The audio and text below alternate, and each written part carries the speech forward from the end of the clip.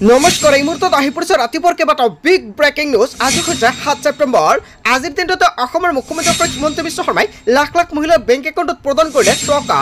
মহিলাসকলে এতিয়াই চেক কৰক আপোনাৰ বেংক একাউণ্ট। যদি আপোনাৰ একাউণ্টত আপুনি টকা পোৱা নাই তেনে ক্ষেত্ৰত আপডেট কৰক কোনবোৰ মহিলাৰ একাউণ্টত টকা প্ৰদান কৰিলে। অৰুণোদয়ৰ প্ৰতিজন হিতাধিকাৰীৰ বেংক একাউণ্টত 550 টকাকৈ প্ৰদান কৰা হ'ব। লগতে আত্মসহায়ক প্ৰতিজন মহিলাৰ বেংক একাউণ্টত 10,000 টকাৰ পৰিৱৰ্তে প্ৰদান কৰা হ'ব 25,000 টকা। অসমৰ মুখ্যমন্ত্ৰী হিমন্ত বিশ্ব শৰ্মাই ৰেচন কাৰ্ডক লৈ কেইবাটাও গুৰুত্বপূৰ্ণ মন্তব্য কৰিছে। যদি আপোনাৰ ৰেচন কাৰ্ড আছে আপোনাৰ বাবে কেইবাটাও নতুন নিয়ম সলনি হ'ব। ৰেচন কাৰ্ড থাকিলে লাভ কৰিব আপুনি বহুতো সুবিধা। লগতে কেইবাটাও ৰাজনৈতিক খবৰৰ লগতে অৰাজনৈতিক খবৰ যুগত কৰা হৈছে আজিৰ দিনটোত। গোটেই অসম তথা ভাৰতৰ বিভিন্ন প্ৰান্তৰ পৰা যুগত হৈছে কেইবাটাও ডাঙৰ খবৰ। এনেবোৰ খবৰ নিতৌ পাই থাকিবলৈ চেনেলটি ছাবস্ক্ৰাইব কৰি ভিডিঅ'টো এটা লাইক কৰিবলৈ নাপাহৰিব।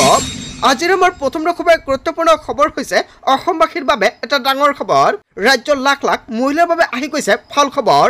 বিশ্বকৰ্মা দিনটোতে লক্ষ্মীৰ আগমন হ'ব, কিয়নো 17 ছেপ্টেম্বৰ দিনটোতে ভাল খবৰ পাবলৈ সাজু হওক আপুনি। অৰুণোদয় 3.0 মুকলিৰ বাবে সাজু হৈ পৰিছে চৰকাৰ। 17 ছেপ্টেম্বৰ অৰ্থাৎ বিশ্বকৰ্মা পূজাৰ দিনাই লাখ লাখ মহিলাই লাভ কৰিব চৰকাৰী ধন। প্ৰত্যেকগৰাকী মহিলাই একাউণ্টত সোমাব অৰুণোদয়ৰ ধন ৰাখি। ঘৰে ঘৰকৈ চৰকাৰে চলাব ছাৰ্ভে। 40 লাখ পৰিয়ালে লাভ কৰিব অৰুণোদয় 3.0 সুবিধা। শীঘ্ৰে আপডেট অথবা সক্ৰিয় কৰি লওক আপোনাৰ একাউণ্ট। ঘৰে ঘৰকৈ দিয়া হ'ব এই আঁচনিৰ সুবিধা। প্ৰধানমন্ত্ৰী নৰেন্দ্ৰ মোদীৰ জন্মদিনৰ দিনাই ৰাজ্যত মুকলি হ'ব এই আঁচনি। ছেপ্টেম্বৰ মাহৰ 17 তাৰিখে আনুষ্ঠানিকভাৱে মুকলি কৰা হ'ব অৰুণোদয় 3.0। অৰুণোদয়ৰ বাবে শীঘ্ৰে মুকলি হ'ব পৰ্টেল। মহিলাসকলে সকলো অভাৱ আৰু অভিযোগ দিব পাৰিব এই পৰ্টেল যোগে। মুখ্যমন্ত্ৰী হিমন্ত বিশ্ব শৰ্মাই অৰুণোদয় আঁচনিক লৈ কেইবাটাও গুৰুত্বপূৰ্ণ মন্তব্য কৰিছে। বন্ধু বান্ধৱীসকল, আত্মসহায়কৰ প্ৰতিজন মহিলাক চৰকাৰে অৰুণোদয় আঁচনিৰ প্ৰপত্ৰ বিতৰণ কৰি আছে। এতিয়া আপুনি পঞ্চায়ত যাওক আৰু আপুনি অৰুণোদয় আঁচনিৰ প্ৰপত্ৰ লৈ লওক। আৰু জুন আৰু জুলাই মাহত লাখ লাখ হিতাধিকাৰীৰ নাম কৰ্তন কৰা হৈছে তালিকাৰ পৰা। যদি আপোনাৰ নামটো তালিকাৰ পৰা কৰ্তন কৰা হৈছে তেনে ক্ষেত্ৰত আপুনি নতুনকৈ আবেদন কৰিব পাৰিব। লগতে যদি আপুনি যোগ্য তেনে ক্ষেত্ৰত আপুনি আবেদন কৰিব পাৰিব। লগতে যদি আপোনাৰ ঘৰত অৰুণোদয় আঁচনি আছে তেনে ক্ষেত্ৰত LPG গেছ কানেকশ্যন লিংক কৰিব লাগিব। যদি আপুনি নকৰে তেনে ক্ষেত্ৰত 1250 টকাৰ পৰিৱৰ্তে 1500 টকাকৈ নাপাব। তাৰপিছত অসমবাসী ৰাজুক জনসমৰ পৰৱৰ্তী খুবেই গুৰুত্বপূৰ্ণ খবৰ। লগতে ডাঙৰ খবৰ, হাইস্কুল বিল পাইকনৰ উচ্চততে পাব নেকি ন্যায়। হয় বন্ধু বান্ধৱীসকল, এটা বিগ আপডেট আহি পৰিছে। উচ্ছেদ চলোৱা DCSP ভিডিঅ' অভিযন্তা কেৱল এয়াই নহয়, DFO বিদ্যুৎ বিভাগৰ অভিযন্তাক তন্নতন্নকৈ প্ৰশ্ন উত্থাপিত কৰিছে। চৰকাৰী বিভাগীয় কৰ্মচাৰী থাকোঁতে কেনেকৈ বেদখল কৰিছিল চৰকাৰী মাটি, কিয় দিয়া হৈছিল চৰকাৰী সা সুবিধা সেই অঞ্চলতে। ৰাজ্যপালৰ তদন্ত কমিটিক তন্নতন্নকৈ প্ৰশ্ন চৰকাৰী বিষয়া কৰ্মচাৰীক। গোৱালপাৰাৰ ভালুকডুবিত নতুন আৱৰ্ত ভৱনত চৰকাৰী বিষয়াসকলে তলব কৰি তন্নতন্নকৈ প্ৰশ্ন কৰিছে কমিটিসমূহে। 2010 চনৰ পৰা 2024 চনলৈকে গোৱালপাৰা জিলাত কৰ্মৰত বন বিভাগৰ DFO কেৱল এয়াই নহয়, আঞ্চলিক বন বিষয়া, জিলা পৰিষদৰ মুখ্য কাৰ্যবাহী বিষয়া সকলো পৰিব বিপদত।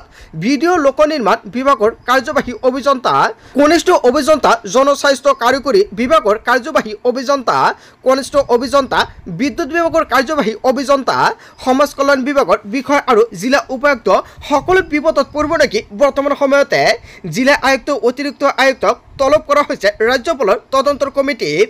গোৱালপাৰাৰ হাইস্কুল বিল আৰু পাইকনৰ বনাঞ্চলত বেদখল হওঁতে কিয় নীৰৱ হৈ আছিল বন বিভাগ আৰু DC আৰু SP সকল। কোনে বেদখলকাৰী যোগান ধৰিছিল চৰকাৰী আঁচনি, বিদ্যুৎ, পানী যোগান। উচ্ছেদিতৰ সমানে সমানে দায়ী হ'ব সকলো। উচ্ছেদৰ পিছতে এতিয়া আৰম্ভ হৈছে আইনী প্ৰক্ৰিয়া। হাইস্কুল বিল পাইকনৰ উচ্ছেদতে পাব নেকি ন্যায়। হয় বন্ধু বান্ধৱীসকল, এটা বিগ আপডেট আহি পৰিছে।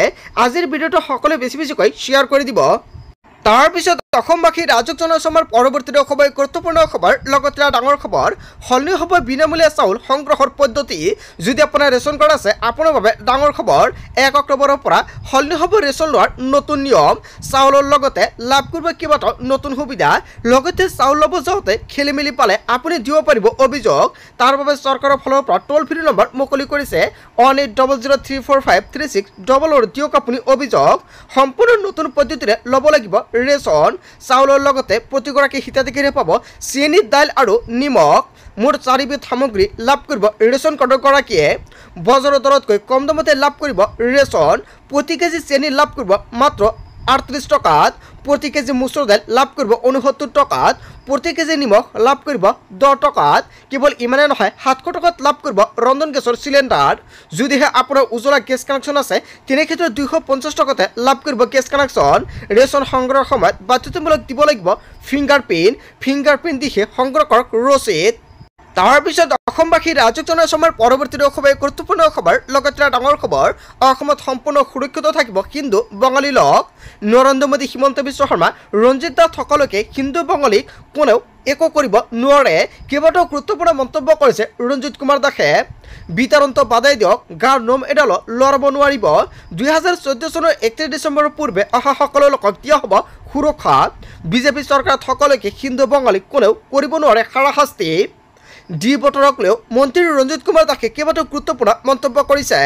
তাৰপিছত অসমবাসীৰ ৰাজক জনসাধাৰণৰ পৰৱৰ্তী খুবেই গুৰুত্বপূৰ্ণ খবৰ। লগতে ডাঙৰ খবৰ, পুনৰ জনতাৰ মূৰত মাথমাৰ, কিয়নো আকাশলংঘী হ'ল গাখীৰ, কণী আৰু পনীৰৰ মূল্য। আজিৰ পৰা 1 কেজি পনীৰৰ মূল্য হৈছে 600 টকা। হয় বন্ধু বান্ধৱীসকল, দুগুণ বৃদ্ধি হ'ল গাখীৰৰ মূল্য। কেৱল এয়াই নহয়, সীতাজখলাৰ পেকেট মাত্ৰ এতিয়া আপুনি 80 টকাত কিনিব পাৰিব। কিমান মূল্য বৃদ্ধি হৈছে আপুনি নিজেই কওক। প্ৰতি প্লেট কণী এতিয়াৰ পৰা আপুনি ক্ৰয় কৰিব লাগিব 250 টকাত।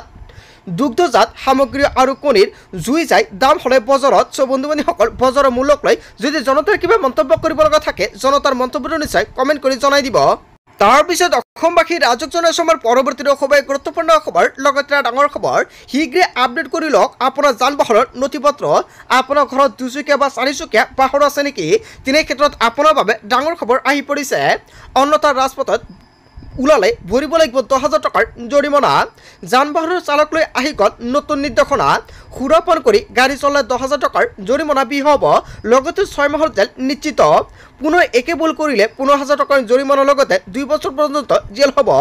ছিট বেল্ট নোহোৱাকৈ গাড়ী চলালে 1,000 টকাৰ জৰিমনা বিহব। হেলমেট নোহোৱাকৈ গাড়ী চলালে 1,000 টকাৰ জৰিমনাৰ লগতে 3 মাহলৈ বাতিল হ'ব লাইচেঞ্চ। বন্ধু বান্ধৱীসকল, বিশ্বকৰ্মা পূজাৰ আগতে নতুনকৈ চৰকাৰৰ ফালৰ পৰা SOP জাৰি কৰা হৈছে। মোবাইল ফোন ব্যৱহাৰ কৰি গাড়ী চলালে 5,000 টকাৰ জৰিমনা। এইকোটা নীতি নিৰ্দেশনা মানিব লাগিব। চৰকাৰৰ ফালৰ পৰা SOP জাৰি কৰিছে। লাইচেঞ্চ নোহোৱাকৈ গাড়ী চলালে 5,000 টকাৰ জৰিমনা বিহব। দুচকীয়া বাহনত 3 জন উঠিলে 1,000 টকাৰ জৰিমনা বিহব। ইঞ্চুৰেঞ্চ নোহোৱাকৈ গাড়ী চলালে 2,000 টকাৰ জৰিমনাৰ লগতে 3 মাহৰ জেল নিশ্চিত। বাৰে বাৰে একে ভুল কৰিলে 4,000 টকাৰ জৰিমনা। প্ৰদূষণৰ প্ৰমাণপত্ৰ নাথাকিলে ভৰিব লাগিব 10,000 টকাৰ জৰিমনা আৰু 6 মাহৰ জেল। বিপদজনকভাৱে গাড়ী চলালে 5,000 টকাৰ জৰিমনা বিহব। ৰাজহুৱা পথত ষ্টাণ্ট বাৰ ৰেচিং কৰিলে 5,000 টকাৰ জৰিমনা। অভাৰলোড কৰিলে 20,000 টকাৰ জৰিমনা বিহব। কম বয়সৰ ল'ৰা ছোৱালীয়ে গাড়ী চলালে 25,000 টকাৰ জৰিমনাৰ লগতে 3 বছৰ পৰ্যন্ত জেল নিশ্চিত। এই বছৰলৈকে বাতিল কৰি দিয়া হ'ব বাহনৰ পঞ্জীয়ন। 25 বছৰলৈকে নাপাব ড্ৰাইভিং লাইচেঞ্চ। শীঘ্ৰে আপডেট কৰি লৈ লওক আপোনাৰ যান বাহনৰ নথি পত্ৰ। যদি আপোনাৰ যান বাহনৰ নথি পত্ৰৰ কিবা সমস্যা আছে অতি শীঘ্ৰে সমাধান কৰক, অন্যথা আপুনি পৰিব পাৰে ভয়ংকৰ বিপদৰ সন্মুখীনত। তাৰপিছত অসমবাসীৰ ৰাজক জনসাধাৰণৰ পৰৱৰ্তী খুবেই গুৰুত্বপূৰ্ণ খবৰ। লগতে ডাঙৰ খবৰ, আহি গ'ল পঞ্চায়তৰ সদস্যসকলৰ বাবে কঠোৰ নিৰ্দেশনা। হয় বন্ধু বান্ধৱীসকল, কেইবাটাও নতুন নিয়ম বান্ধি দিলে। ৰাইজৰ কামত কৰিব নোৱাৰিব 1 টকাৰ লেনদেন। অফিচৰ কামত আনিব নোৱাৰিব পত্নী বা স্বামীক।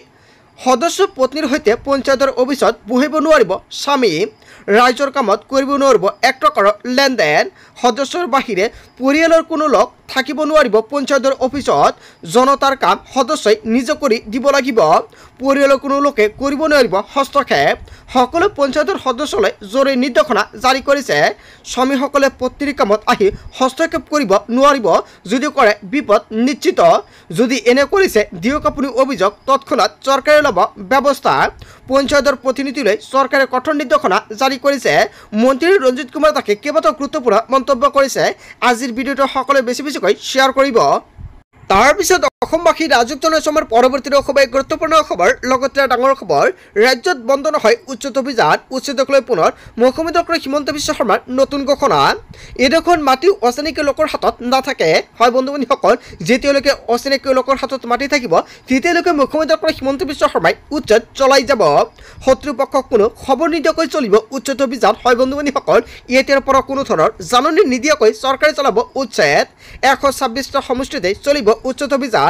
সমষ্টি বেদখলকাৰী তালিকা প্ৰস্তুত কৰিছে চৰকাৰে উচ্ছেদ চলাবলৈ সাজু কৰিছে বিশাল আৰক্ষী বাহিনী বুলডোজাৰ হয় বন্ধু বান্ধৱীসকল ৰাজ্যজুৰি চলিব পুনৰ উচ্ছেদ অভিযান অসমৰ মুখ্যমন্ত্ৰী ডক্টৰ হিমন্ত বিশ্ব শৰ্মাই উচ্ছেদক লৈ আজিৰ দিনটোত কেইবাটাও গুৰুত্বপূৰ্ণ মন্তব্য কৰিছে তাৰপিছত অসমবাসী ৰাজক জনাইছে আমাৰ পৰৱৰ্তী গুৰুত্বপূৰ্ণ খবৰ লগতে ডাঙৰ খবৰ অসমত থকা হিন্দী বঙালীক লৈ মুখ্যমন্ত্ৰী ডক্টৰ হিমন্ত বিশ্ব শৰ্মাৰ ডাঙৰ মন্তব্য অসমত থকা হিন্দু বঙালীসকল ৭১ চনৰ আগত অহা অসম চুক্তি অনুসৰি তেওঁলোক ভাৰতীয় নাগৰিকত্বৰ বাবে হিন্দু বঙালীয়ে আবেদন কৰাৰ কোনো প্ৰয়োজন নাই বঙালী হিন্দু মানুহখিনিক সন্দেহৰ চকুৰে চোৱা যায় কিন্তু তেওঁলোক যেতিয়ালৈকে বাংলাদেশত যুদ্ধ হৈছিল সেই সময়ত তেওঁলোক অসমলৈ অহা গতিকে অসম চুক্তি অনুসৰি তেওঁলোক ভাৰতীয় নাগৰিক কাৰ সন্দৰ্ভত পুনৰ এই ডাঙৰ মন্তব্য কৰিছে অসমৰ মুখ্যমন্ত্ৰী ডক্টৰ হিমন্ত বিশ্ব শৰ্মাই অসমত থকা হিন্দু বঙালীক লৈ মুখ্যমন্ত্ৰী ডক্টৰ হিমন্ত বিশ্ব শৰ্মাই যিটো মন্তব্য কৰিছে জনতাই কি ক'ব যদি জনতাৰ কিবা মন্তব্য কৰিব লগা থাকে আপোনালোকৰ মন্তব্য নিশ্চয়